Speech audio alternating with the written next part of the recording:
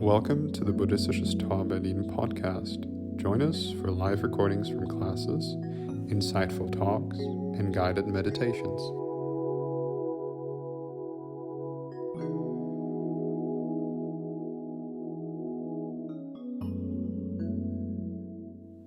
Great, so a very warm welcome again.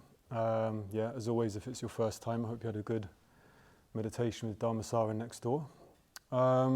Before I begin, I'd just like to mention that we've got a festival day tomorrow, Sangha Fest, Sangha Day. We'll kind of see what Sangha means, hopefully, a bit more by the end of this talk. But it's basically, it's one of the most important aspects of Buddhism, It's the spiritual community, it's the kind of the community that the Buddha founded and that's been traveling through time to us here today, So that's tomorrow. So hopefully we'll go into that, what that means a bit later in this, But I wanted to start with a question, which is kind of something that I was talking about in the WhatsApp group, which is, if you you don't have to, but if you closed your eyes, and you stopped for a moment, and you said the word Buddha, or you heard the word Buddha, what image would come to mind? I forget this dude here, but what qualities or image would come to mind? Sorry? Oh yeah, sorry. You can share if you want. Yeah, that'd be good. No. This calm guy who is just responding to everything with a smile. Calm guy who responds to everything with a smile. Yeah. Yeah. Sense of peace. Peace. Yeah. Water. Water. Good. Water. A friend. Yeah. A really vibrant what tree? Green tree. Very good. Yeah. Really vibrant green tree. Radiating. Kind. What? Radiating. All right. Good. So there's all sorts of associations. Yeah. And in a way, I think it's worth doing. It's worth kind of reflecting on when you shut your eyes, we're reflecting on what comes to mind, because it's obviously not the Buddha, it's our kind of idea about what a Buddha is, which tells us something about what we think Buddhism is, blah, blah, blah.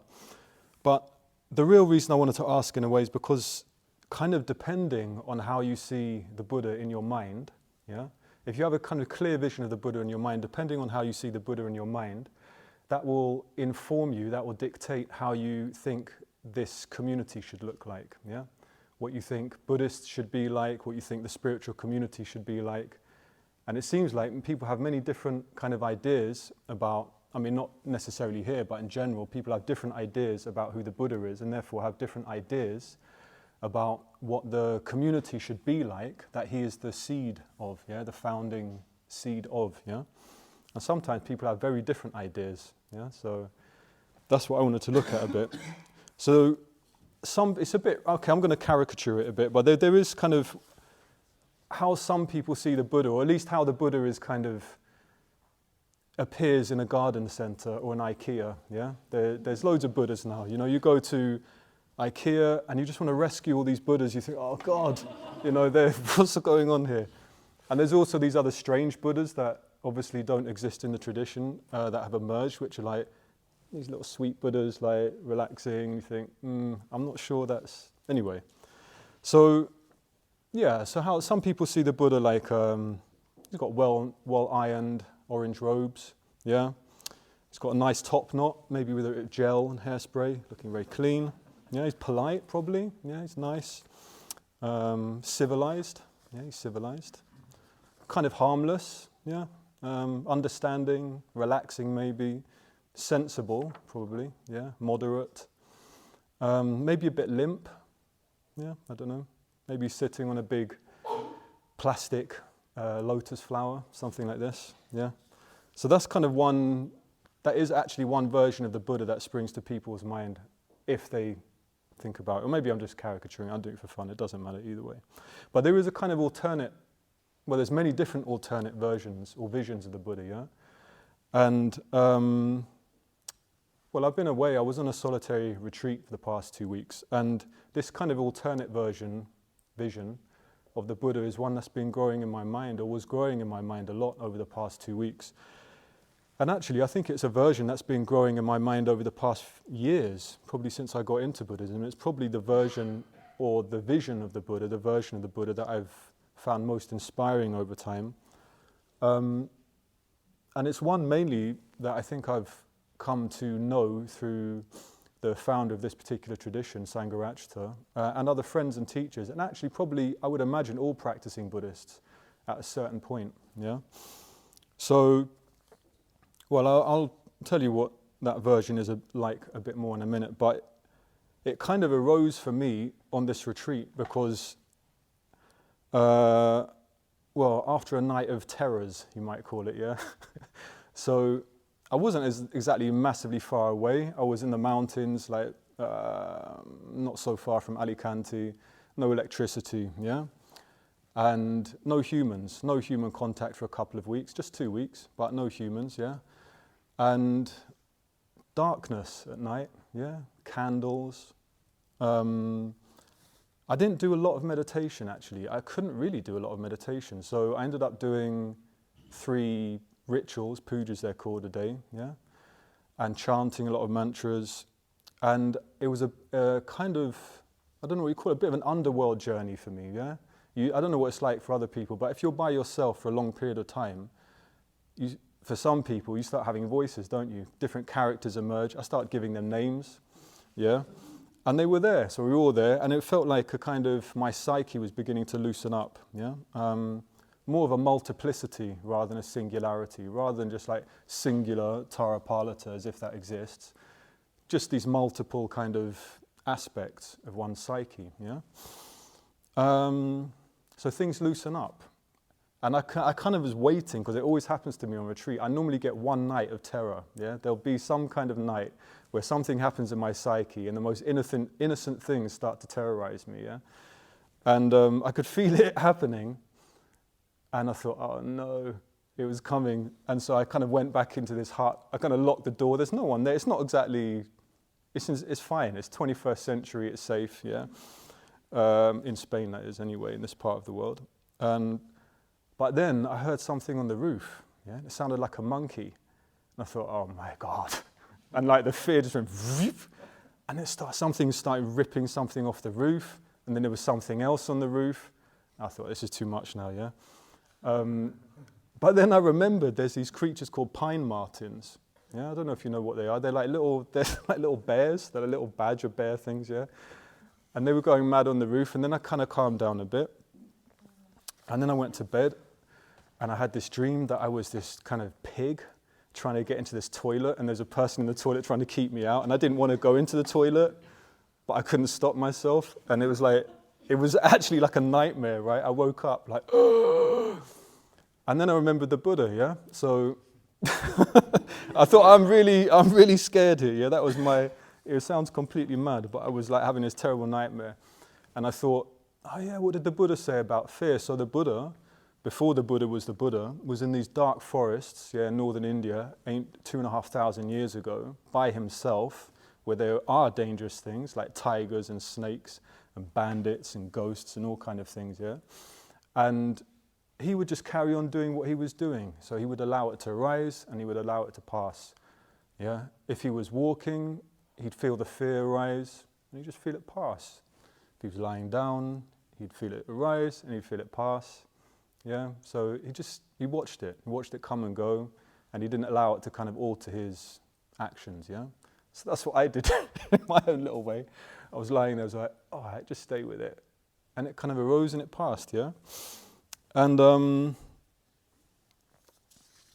yeah, so that brought to mind, in a way, well, I brought the Buddha to mind for my own kind of sanity and my nervous system, yeah?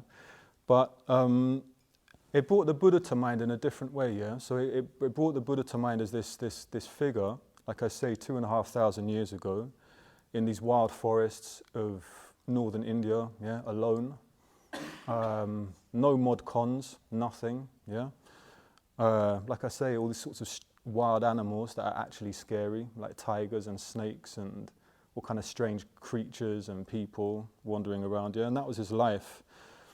And it's that version of the Buddha that I always find the most inspiring somehow, yeah. So I just wanted to read a short bit from a book that a friend of mine wrote. He was a very good friend of mine, probably one of my first Buddhist teachers. He died a couple of weeks before I arrived in Berlin, and I'll just read a bit from the beginning of his book. Yeah. On a full moon night of terror and magic and transformation, a dark skeletal figure sits under a tree by a river. He is just bones and sinews, skin and rags, his face a bearded skull, his eyes like burning coals at the bottom of two dark pits, and he is totally alone. At first sight, he might seem to be just another piece of human wreckage thrown up in this place by a pitiless world, except that there is something lordly about him, an air of self-command and confidence, as if he knows precisely what he is doing and where he is going. Yet the truth of what occurs on that night is something that can never be explained. It is humanly inconceivable. And the next day, the man is no longer there. In his place is the awakened one, the compassionate one, the revealer of the way to the heart of the mystery of life. What he knows is eternally unknowable, though it is before us in every breath we take. He will be called the Buddha, though he will be seen by no one. He will teach for 50 years, and he will not say a word. How shall we trace him then, the trackless one?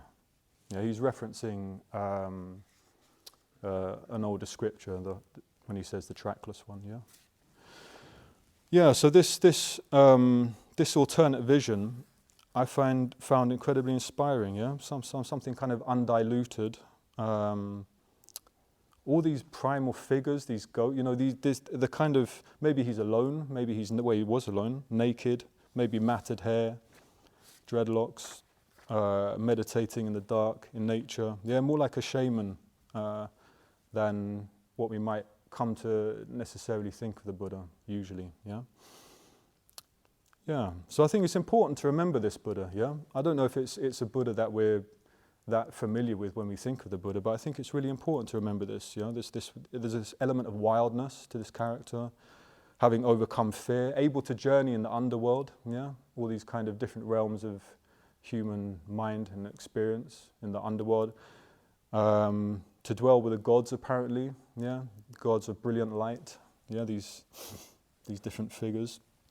And it's said if we met a Buddha, maybe he would appear to us as mad, yeah, or a ghost, or a child.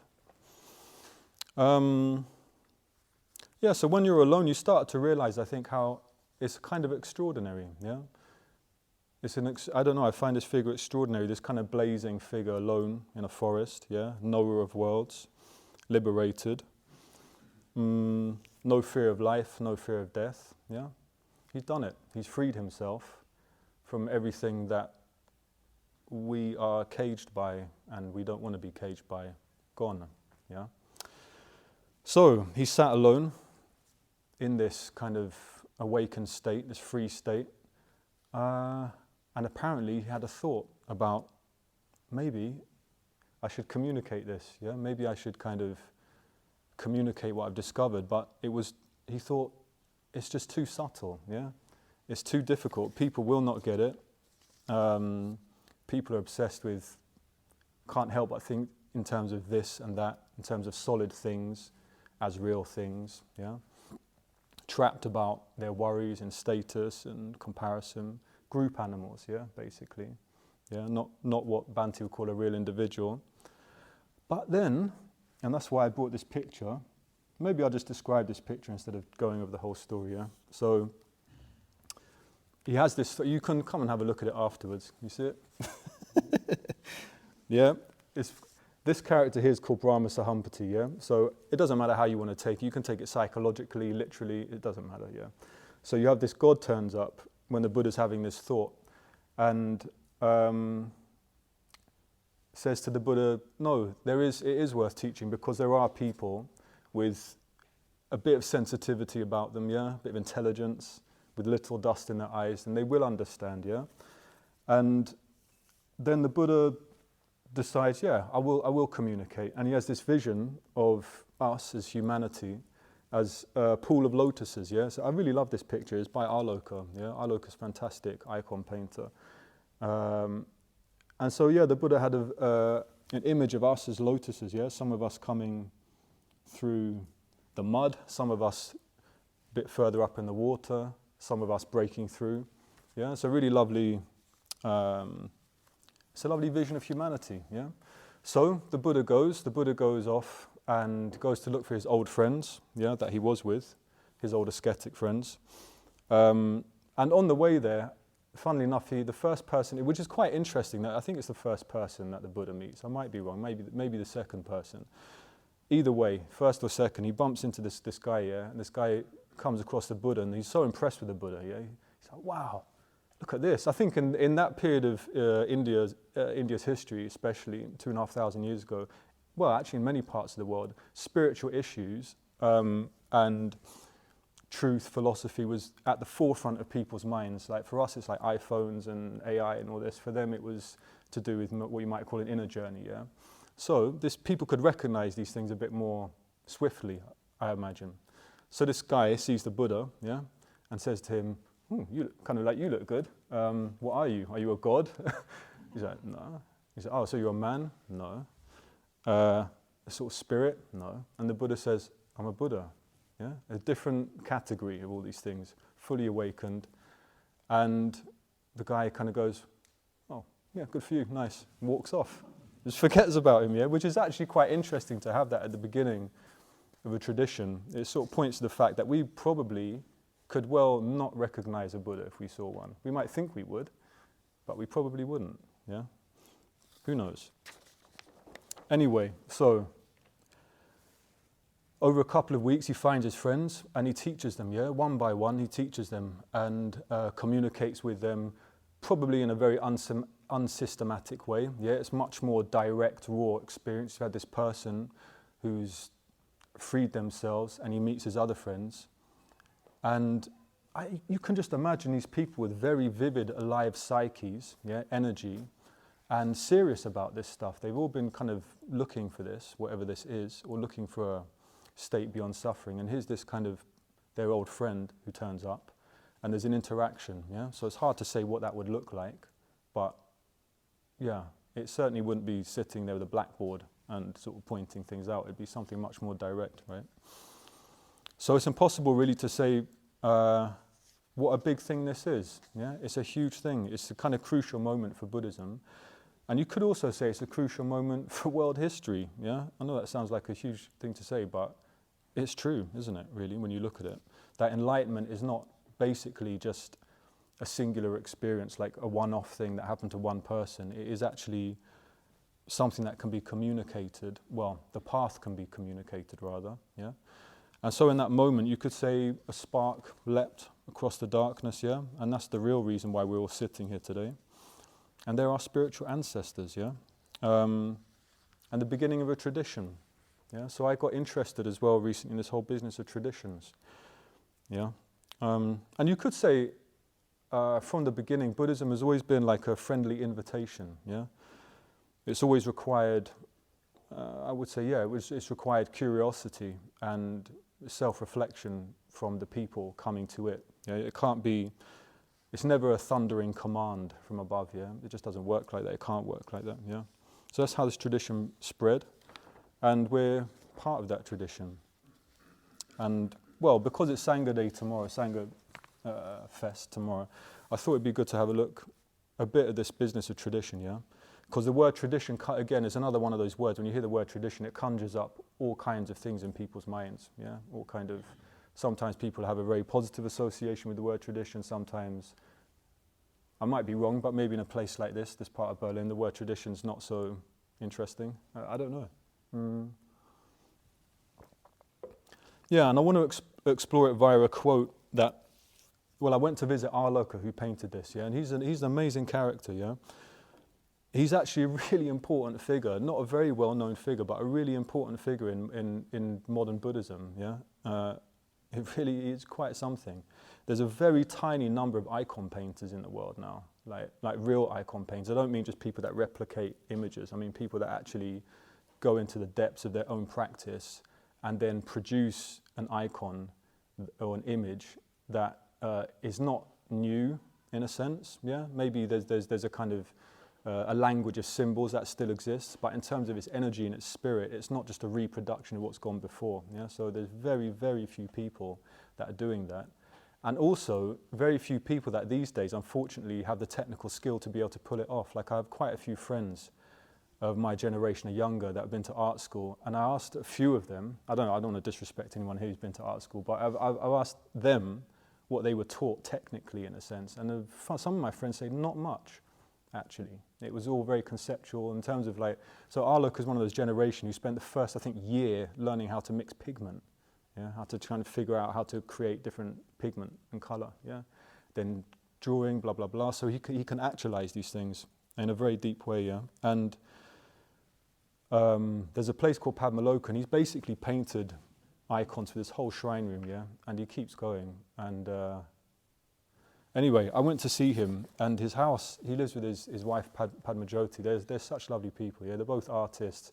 The house, when you see, no, just if they're watching this, anyway, but when you go into the house, it's a bit like, how to say it, let me frame this differently. When you see images of it from the outside, it looks stressful. It looks like chaos, like there's millions of images everywhere, things, paintings everywhere. When you actually go there, I was talking to Dhammasara, it's actually not stressful at all. It's the complete opposite of stressful. It's soothing, yeah? And they're just really inspiring people, yeah? It's like a lovely place to be, yeah? So it looks a bit like chaos, but it's coherent, yeah? Which is, I don't know, there's something about that I really like, yeah? And they're lovely people. Anyway, I was in a studio, and he's always working. He's got this amazing studio. It's like it's a bit like a psychedelic trip. You go and it's just full of things. There's like a whole wall of plastic toys, yeah. And I was like, why is there a whole these like miniature? And he's like, well, that's the best sculpture going right now, isn't it? It's like, you know, like he's really the whole kind of way they're crafted and produced and everything. Loads of amazing books. And I put a picture of this one. He's got a number of quotes, but there's one quote that he's got in his studio. I should say he paints for himself, but he also paints Buddhist icons, yeah, to a very kind of astonishing level, yeah. But there's one quote in there from Gustav Mahler, yeah, the composer, which goes, "Tradition is not the worship of ashes, but the passing on of the fire." Yeah, and I really like that. Tradition is not the worship of ashes, but the passing on of the fire. Yeah. Underneath, he's got a toy hanging with a Texas Chainsaw Massacre, which is about this big, and another quote which says "borders of disorder," which I don't know what that means. But so I just wanted to look at that quote really, kind of in relation to our own tradition. Yeah. So tradition is not the worship of ashes. Yeah. So ashes are kind of, wow. What are ashes? They're dead, aren't they? They're either something or someone who's reached the end of their existence in this world. And they're dust, yeah? They're dead. And the thing with ashes, they're safe. Yeah? Ashes are safe, usually. They don't have their own life. Yeah? They're not going to surprise you, although I remember my dad saying when he threw his mum's ashes in the sea, half of it went into his face and in his mouth. So that wasn't so safe. But it's safe. And that was unpredictable, but this getting away from my point. The point is, they're not moving around by themselves. Yeah, they're kind of predictable. They're just like, and it makes us feel okay. You know, if we've got this dead thing to worship every day, it's safe. It doesn't move. It doesn't challenge us. It's just there. Yeah, and we can rely on it. It's predictable, but generally, I guess you could say passive. Yeah. The passing on of the fire. Yeah. So fire's not like that, is it? Fire's, well, what is fire like? Any quick fire answers? Dangerous. Dangerous, thank you. Anything else? Energetic. Energetic. So fire is dangerous, it's energetic. Unpredictable, for sure. It transforms things. Yeah. Live moves. Sorry? Live moves. Yeah, live moves, yeah. Can be painful. Painful, yeah, that's true. Can also be soothing. Soothing, yeah. The heat from it. Yeah, yeah. Useful. Useful, yeah. Any more? Last one? Yeah. Illuminate, very good. Good one to end on. Yeah? So you got all these things, these fantastic qualities that you could associate with the tradition, yeah? Yeah, it's kind of, and in a way, that's what we're aiming for with our all those kind of qualities. I thought, in a way, that's what you're aiming for when you step into a Buddhist tradition, yeah? All those things, including things like dangerous, yeah? I have to say, I was remembering I remember my granddad, yeah, he was great. He was he was amazing, but he used to like burning rubbish at the end of his garden, yeah? And I don't know, I think I must have been about 7 or 8 or something. And I thought it's quite irresponsible, but maybe it's a kind of granddad thing to do. He had like a can of petrol, and he'd like throw petrol on it every now and then. Yeah. And one day he threw a bit too much, and it burnt his whole shed down. So that was one thing. Oh yeah, that's fire. And then a bit random, but I remember my dad. We had this gas cooker, and he was trying to turn it on, and then a whole thing of fire came out and blew his eyebrows off, and I just burst out laughing. I was like. Anyway, it's completely irrelevant, but it made me think of fire. So, enough of that. Passing on the fire, yeah? So, well, it's a bit like when you engage with a Sangha, a tradition, they're hopefully all the things you'll find in it, yeah? Something with some kind of energy, hopefully something with a touch of magic to it, yeah? Something alive, unpredictable, energetic, illuminating, yeah? Something on the move. Yeah, and I think it's important. Yeah, I mean, I just wouldn't say in a way the whole dangerous thing. In a sort of sense, it is a bit dangerous getting involved in a tradition because it can kind of turn your life upside down. Yeah, it can definitely alter the course of your life, and that's just what will happen. So, yeah, but I just wanted there was a couple of talking about all this stuff. I got interested again in. Well, Sangha, the founder of this order and movement, he had quite an interesting few things to say on community, spiritual community, because, how to say it, it's not always easy to see what's going on, yeah, in a community. So he had this whole thing about these, I think it was like 3 different levels, yeah? So he called it like the negative group, the positive group, and then the Sangha, the spiritual community, yeah? And I find it a really helpful teaching, yeah?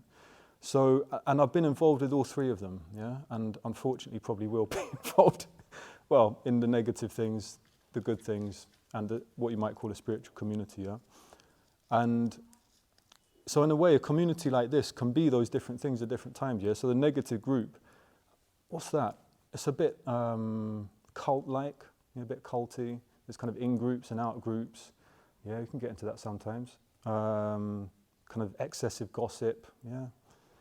Over-criticizing each other for their own good, obviously. You know, what else? A negative group can be passive, yeah, just like treading water. A negative group can be kind of very institutional. You're just reinforcing each other's opinions all the time. Legalistic even, yeah. Or it can just be messy, nobody helps, and it just sort of disintegrates, yes. That's what we might call a negative group. Yeah, and sometimes we can slide into that, yeah, it happens. Positive group, well, what's that? It's something dynamic, yeah, supportive, understanding, encouraging, friendly, energetic, yeah. And I think on the whole, we're definitely pretty good at that here, yeah, I would say. And there's loads of places that I've experienced the positive group at. I was thinking about my old boxing club in West London, yeah, that was a positive group. People involved in yoga, art circles, there's all kind of interesting places where we find a group of people that we feel really supported by, yeah? They're our friends, we support them. It's such an important thing, yeah? 100% not to be underestimated. It's like a positive group is kind of life. It's like a lifeline, isn't it? You need people, a community of people that you kind of care about and they care about you, and you're all involved in something that you're passionate about, yeah? That's really important. So, in a way then, you've got these two communities. Well, one's not really a community. You've got a negative group and a positive group, yeah? So what's this third thing, this Sangha, yeah? What really is the difference then between a Sangha and a positive group, yeah? Sangha Sangha means spiritual community, yeah? So in a way you could say a Sangha is, you have all the elements of a positive group, but then you have something else, yeah? And it's in a way it's quite difficult to say what that extra thing is. But you can experience it. For example, if you're practicing at depth, yeah, you're really trying to become more and more aware in your own mind and your psyche, you're meditating with other people, yeah? You're engaged in rituals, you're working together, communicating. Sometimes something comes into the mix where you just feel like, wow, this is something different. It's not, quote unquote, just a positive group. And I don't want to run down positive, because positive groups, we need more and more of them, yeah? They're incredibly important in the world. But a Sangha, it is slightly different, yeah? It kind of comes to life when you and the people you're practicing with are diligently observing your own mental states on a moment-to-moment basis. You know, there's a kind of deeper level of understanding with each other, yeah, hopefully. You're studying, yeah, you're kind of trying to look into the nature of what's actually going on existentially in this world, yeah, and you're doing that collectively, and something arises within that, yeah. So there's a kind of collective depth of love, you might say, yeah, and trust. Sometimes it's an aspiration, yeah. You might be in a positive group, you're having fun and doing great stuff together. And then it just can slide into this other thing, yeah, which is really beautiful. In my life, it's probably been my most beautiful experiences on this planet, is just sliding imperceptibly into this state where something's just in the mix which isn't normally there, yeah, kind of calm, beauty, maybe energy, whatever, but something like this. And maybe if you think of the Sangha, the tradition in terms of fire, yeah, it's something beautiful. It's actually something powerful, not in a kind of macho power, but it is something powerful. It has a definite charge beyond what is obvious to it. Yeah. On one level, you just think, oh, there's a bunch of people sitting around, perhaps talking. Maybe they're a bit quiet. Maybe they're meditating. Not much is happening here, but actually, it has a real resonance. Something comes off the back of that. Yeah. And I think it can be like that here. It can be like that here sometimes on Saturday mornings. It can be like that Friday evenings. It can be like that when people are working together. It can be like that all sorts of times, yeah? So,